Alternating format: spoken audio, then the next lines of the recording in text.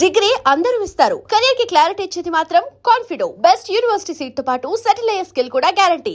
పెళ్లి ఇప్పుడేగా అయింది, వెంటనే వచ్చారేంటి? నిజమే, అబ్బాయి తొందరపడుతున్నాడు. అంటే అంటే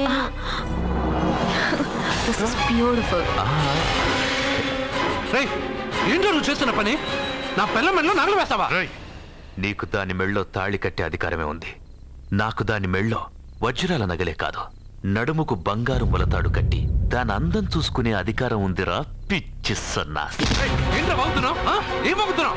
చైతి, సత్య, వీడేమన్నాడో విన్నావుగా? వీడు ఊరికే వదలలేదు.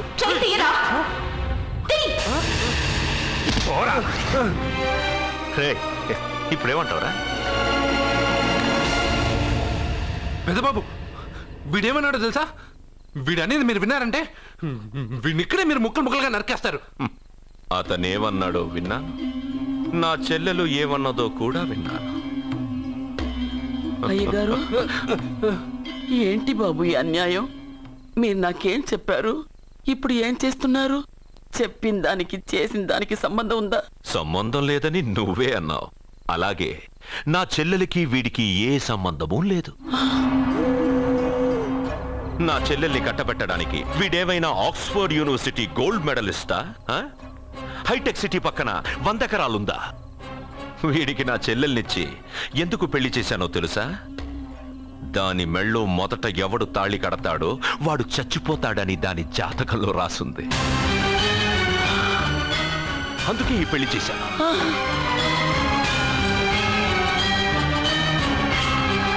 వీడి చావుకి జరిగిన అరంగేట్రమే ఈ పెళ్లి. నా ఇంటికి ప్రేమ రాగానే వీడొస్తాడని తెలిసే వాళ్లతో వచ్చాను.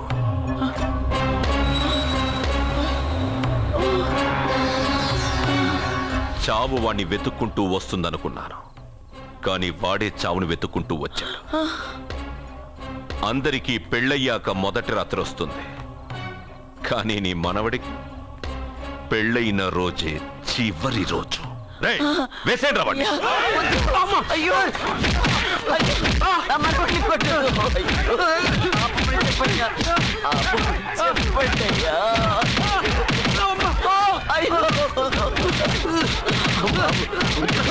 వద్దని చెప్పండి బాబు, వద్దని చెప్పండి బాబు, వద్దని చెప్పండి బాబు. అయ్యో చెప్పండి బాబు. ఆపండి, ఆపండి, ఆపండి, ఆపండి.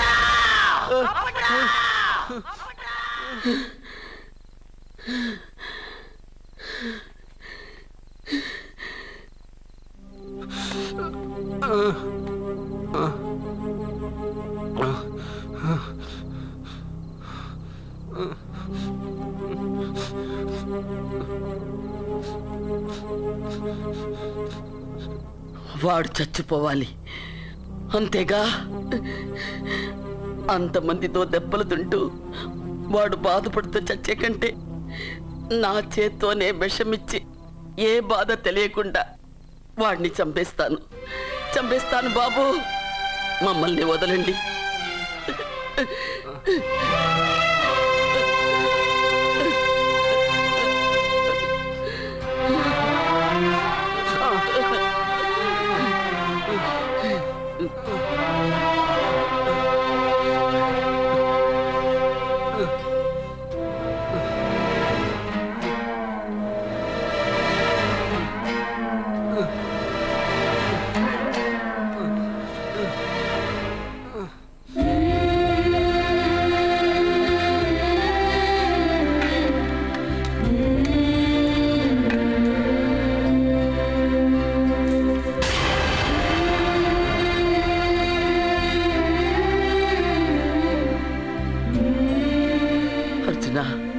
నా చేత్తో నీకు విషం తినిపించడం తప్పు కాదు కదా?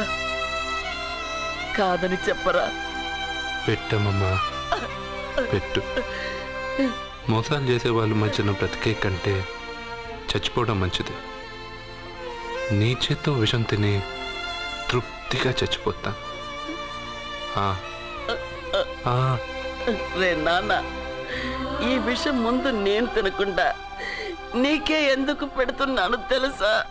ఒకవేళ నేను చచ్చిపోయి నువ్వు బతికావనుకో, ఆ నీచులు నిన్ను చిత్రహింసలు చేస్తారా? ఆ దెబ్బలు ఆ బాధలు లేకుండా ముందు నువ్వే దేవుడి దగ్గరికి వెళ్ళిపో. ఆ తర్వాత నేను కూడా నీతో పాటు వచ్చేస్తానురా, వచ్చేస్తాను.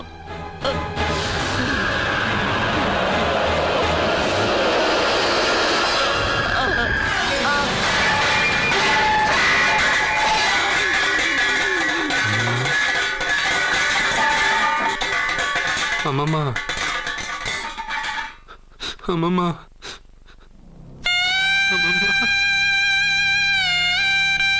అమ్మమ్మ.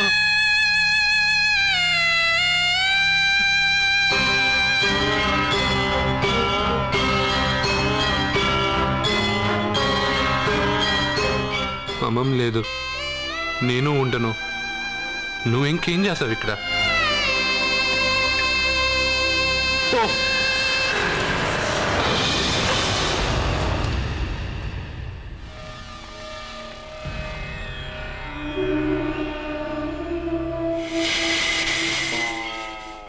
పెద్దబాబు, నన్నేం చెయ్యొద్దు. మా అమ్మమ్మకి తలకొరువు పెట్టి నేను మా అమ్మమ్మ దగ్గరికి వెళ్ళిపోతాను. నేను మళ్ళీ మీకు కనిపిస్తే మీరే నన్ను చంపేయండి.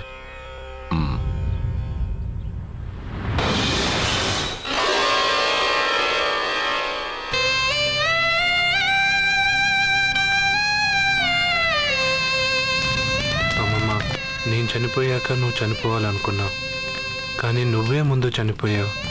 నీకు తలకొరువు పెట్టాలని నేను ఆ అన్నం తినలేదు. నువ్వెక్కడికి వెళ్ళావు, నేను అక్కడికే వస్తానమ్మమ్మ. వస్తున్నానమ్మమ్మ. నన్ను వద్దు, మా అమ్మమ్మ దగ్గరికి ముసలితో కాలం చెల్లిపోతే నువ్వు కూడా దానంటే పోతానంటే నువ్వు ఆపితే మా అమ్మమ్మ దగ్గర నేను వెళ్ళాను అనుకుంటున్నావా? ఇక్కడే కాదు, చావడానికి చాలా దారులు ఉన్నాయి.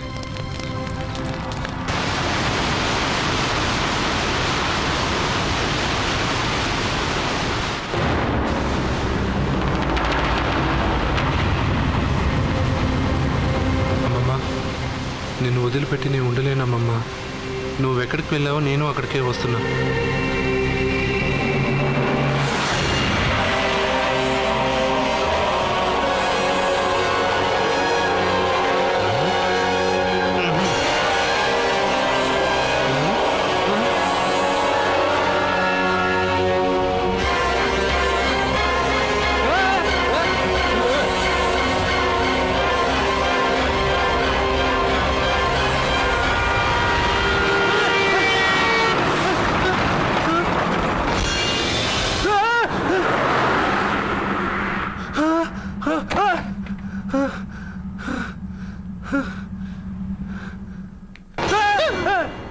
ఏమైంది? ఇందాక నేలలో దూకాలని వెళ్ళానా, అందులో 5 సున్నాలు కనిపించాయి. సున్నాలా? వెనక్కి వస్తే ఒక లారీ వెళ్ళింది. ఆ లారీ నెంబర్ ప్లేట్ లో కూడా 5 సున్నాలు కనిపించాయి. ఏంటి నాకే సున్నాలతో సున్నా వేస్తున్నావా? లారీల్లోనూ నీటిలోనూ సున్నాలంట. నీకేమైనా పిచ్చా? ఫోన్ లో కూడా 5 సున్నాలు వచ్చాయి. నీకే నీకే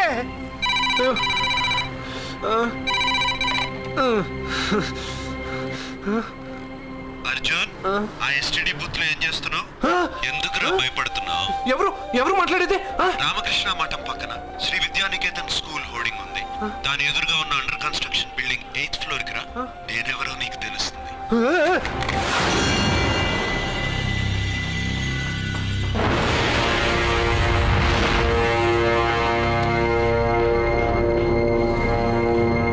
మిత్రమా, నీకు ఫోన్ చేస్తే వచ్చావు కదా, ఆయన పైనున్నారు, వెళ్ళి కలుసుకో.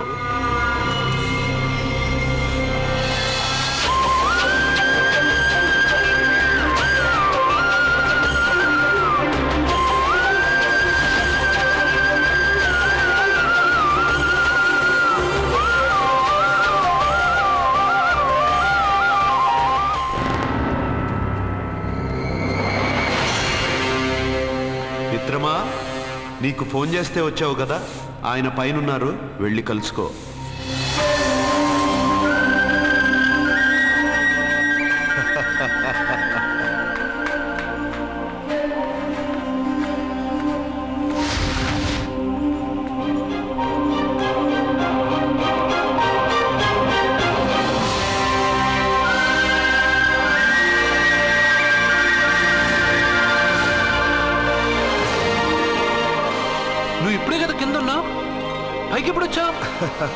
కింద ఒక డ్రెస్ పైన ఒక డ్రెస్సా? సరే గాని నువ్వెవరు? నన్ను ఎందుకు రమ్మన్నావు? నువ్వు మీ అమ్మమ్మ చేతిలో పడి చచ్చిపోవాలనుకున్నావు, కాటి కాపిరి వదల్లా. లోయలో దూకి చచ్చిపోవాలనుకున్నావు, నేను వదల్లా. 5 సున్నాలు నీళ్ళల్లో చూపించి నిన్నిక్కడికి రప్పించాను. అంటే నువ్వు నా గురించి తెలుసుకునే ముందు నీ గురించి నువ్వు తెలుసుకో. నువ్వు చావాలనుకున్నంత మాత్రాన చచ్చిపోలేవు. ఎవరి చావు వాళ్ళ చేతుల్లో ఉండదు మిత్రమా. నువ్వెవరు నేను చనిపోలేనని చెప్పడానికి? నేను ఇప్పుడే మేడపై నుంచి దూకి చనిపోతాను. చూడు చూడు. Okay, jump.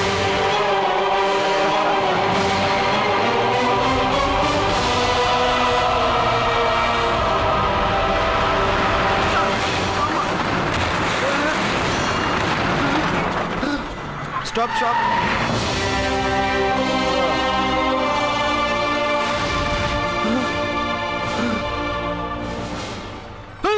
Okay, thank you.